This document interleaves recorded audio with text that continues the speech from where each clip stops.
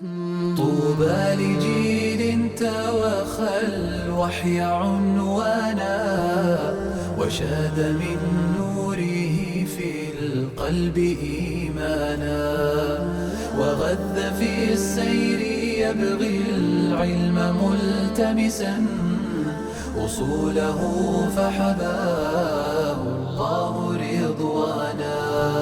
لكم عندي سلام من فؤادي كماء الغيث يسقي كل وادي، سلام لو رآه الناس يدنو لمدوا نحوه كل الأيادي، ولكني أخص به ضيوفا هم الأقمار من بين العباد، سلام فاح في الآفاق مسكا يعطركم بأشواق الفؤاد. علم الشريعة غيث سح وابله فافتر قلب الفتى غضا وريانا. أيها الأحبة، نتكرم الآن ونتشرف بدخول الإخوة المتسابقين نجوم حفلنا إلى ميدان التكريم، فمرحبا ثم مرحبا بأهل القرآن. نور جبينك في هدى القرآن واقطف حصادك بعد طول نضال، واسلك دروب العارفين بهمة والزم كتاب الله غير مبالي، فهو المعين على الشدائد وطأة وهو المهيمن فوق كل مجال، وهو الشفيع على الخلائق شاهد في موقف ينجي من الأهوال. علم الشريعة تاج والذي أوحينا إليك من الكتاب هو الحق مصدقا لما بين يديه إن الله بعباده لخبير بصير. نور أطل على الدنا بجلاله فتهيأوا للعيش تحت ظلاله، وتنافسوا في السبق جمعا علها تحيا القلوب وترتوي بهطاله. سور المفصل قد أتى في فضلها خبر يميزها على أطواله، طوبى له من جد في تفسيرها وازدان ينهل من معين جماله. أعوذ بالله من الشيطان الرجيم. بسم الله الرحمن الرحيم. الله نزل أحسن الحديث كتابا متشابها مثانية تقشعر منه جلود الذين يخشون ربهم ثم تلين جلودهم وقلوبهم إلى ذكر الله، ذلك هدى الله يهدي به من يشاء ومن يضلل الله فما له من هاد. لذلك أيها الأخوة الكرام، كان شعارنا في مؤسسة أئمة الهدى تمكين الأمة في صناعة الأئمة، تمكين الأمة في صناعة الأئمة. وأي إمام أعظم من حامل لكتاب الله عز وجل، من فاهم لكتاب الله عز وجل وسنة نبيه صلى الله عليه وسلم. فكلما صنعنا وتعبنا في بناء هؤلاء الأئمة، عندها نسأل الله سبحانه وتعالى أن يمكن لهذه الأمة.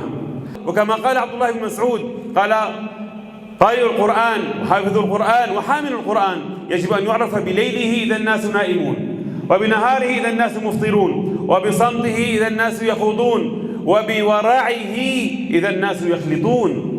والآن مع كلمة الأستاذ الدكتور خالد كنو مدير أوقاف مدينة أعزاز، فليتفضل مشكورا مأجورا إن شاء الله.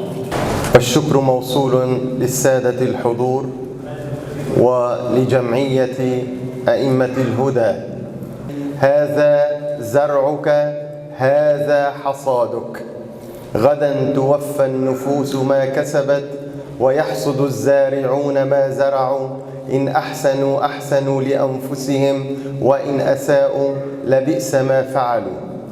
بداية باسم إدارة مؤسسة إتقان للتعليم والتنمية أتوجه بجزيل الشكر لهذه المؤسسة المباركة، مؤسسة أئمة الهدى، على تنظيمها لهذه المسابقة والتي تعتبر الأول من نوعها. هذه المسابقة امتازت عن بقية المسابقات المعتادة بأنها حثت الطلاب على الاجتهاد على فهم وتدبر كلام الله سبحانه وتعالى، مما يبشر هذه الأمة بمستقبل عظيم أن نرى أمثال هذه الأعمال الطيبة المباركة التي تنهض بالأمة إن شاء الله سبحانه وتعالى إلى أعلى مستوياتها، حتى تعود إلى دورها الريادي القائد بالمستقبل القريب إن شاء الله سبحانه وتعالى. وهذه عادة الله عز وجل في من يتعامل مع القرآن الكريم. القرآن الكريم صاحب لا يترك صاحبه. يا أمتي من يشعر القنديلا، من يجعل الدرب الصعب ذلولا. يا أمتي من يشعر القنديلا، من يجعل الدرب الصعب ذلولا. من يغرس الأقفار بعد فسائل، من يغرس الأقفار بعد فسائل، ويصوم من ورد الربا إكليلا. من يا ترى يحنو على آبائنا، من يشرح التفصيل والتقسيم. من يا ترى يحنو على آبائنا، من يشرح التفصيل والتقسيم. من ذا يعلم أهلنا وصغارنا، من ذا يعلم أهلنا وصغارنا. من يضبط الأحكام والترتيب. على درب الهدى بتواضع، ما حرفوا أو بدلوا تبديلا. ومشوا على درب الهدى بتواضع، ما حرفوا أو بدلوا تبديلا. يا رب فاحفظهم وثبت قولهم، يا رب فاحفظهم وثبت قولهم. وارزقهم حسن الثواب جزيلا. يا أمتي يا أمتي يا أمتي من يشعل القنديلا. أيها الأحبة، وصلنا معكم إلى فقرة التكريم. طوبى لجيل توخى الوحي عنوانا، وشاد من نوره في القلب إيمانا. وغذ في السير يبغي العلم ملتمسا، أصوله فحباه الله رضوانا. علم الشريعة تاج عز لابسه، يشدو به ألقا سعدا وجلانا. علم الشريعة باب فاز داخله بالخير والنفع تعليما وإتقانا. علم الشريعة غيث سح وابله، فافتر قلب الفتى غضا وريانا. لله در امرئ أفنى شبيبته، يتلو ويحفظ إسنادا وقرآنا. حتى إذا ما استوت وصاغ من دره الياقوت ألوانا مضى يعلم دين الله ينشره في ثوب مجتهد فقها وبرهانا تراه مضطلعا بالفقه يشرحه ويعمر الأرض تفسيرا وتبيانا والعلم بالله نور جل حامله وفاز بالسبق إيمانا وإحسانا من مثله في الورى الله يذكره صلى عليه صلاة تبلغ الشانا بالله أي وسام